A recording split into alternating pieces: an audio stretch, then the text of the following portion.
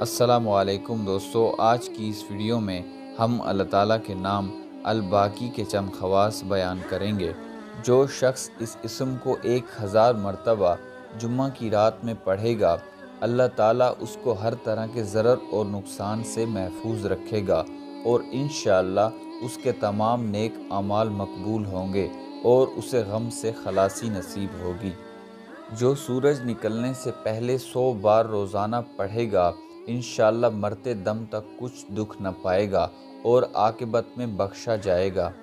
अगर हफ्ता के दिन दुश्मन की मगलूबी की नीयत से मदावत की शर्त पर किसी वक्त बावुज़ू होकर 2 रकात नमाज नफल के बाद 100 बार पढ़ेगा, इंशाअल्लाह दुश्मन उसके मती व फर्माबरदार होंगे। जो हर फ़र्ज़ नमाज के बाद 113 बार पढ़ने का मामूल बनाएगा, उसे उसके मनसब से कोई माजूल नहीं कर सकेगा, ख्वाह उसके ख़िलाफ़ जिन्न व इंस जमा हो जाएं। जो कोई भी 100 बार या बाकी पढ़ता रहेगा, इंशाअल्लाह उसके आमाल मकबूल होंगे। मज़ीद इस्लामिक मालूमाती वीडियोस के लिए हमारे चैनल को सब्सक्राइब ज़रूर कर लें और साथ में लगे बेल आइकन को प्रेस कर दें।